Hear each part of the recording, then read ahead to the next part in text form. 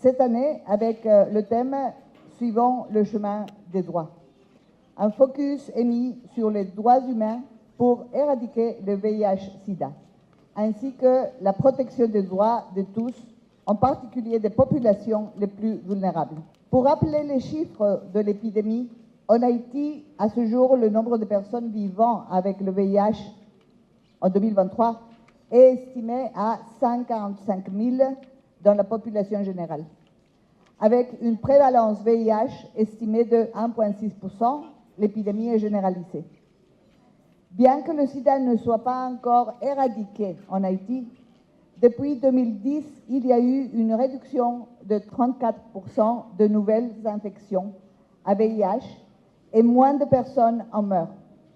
Le pays a enregistré une réduction de 75% des décès liés au VIH.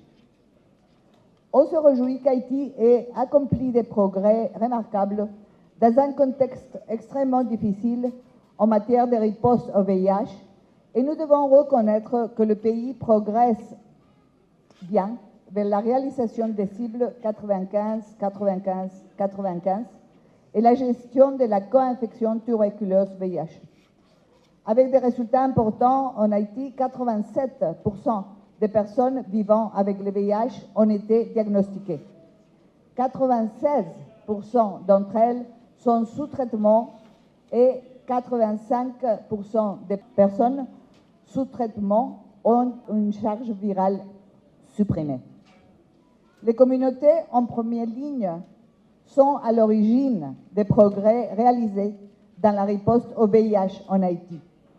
Et les efforts conjoints de l'ONU-SIDA et du système des Nations Unies, du PEPFAR et du Fonds mondial stimulent leur travail.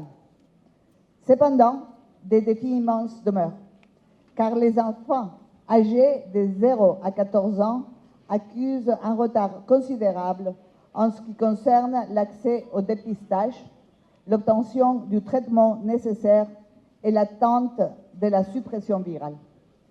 Seuls 30% des enfants vivant avec le VIH ont atteint la suppression virale. Les jeunes sont également à risque. 25% de toutes les nouvelles infections surviennent chez les personnes âgées de 15 à 24 ans. Cette situation est exacerbée par les recours systématiques à la violence sexuelle par les gangs dans les départements de l'Ouest et de l'Artibonite. Les personnes nouvellement déplacées, plus de 700 000, soit une augmentation de 22% entre juillet et aujourd'hui, ces personnes ont besoin d'une aide immédiate, y compris d'une protection contre la violence sexiste et sexuelle, qui est une priorité pour la réponse humanitaire.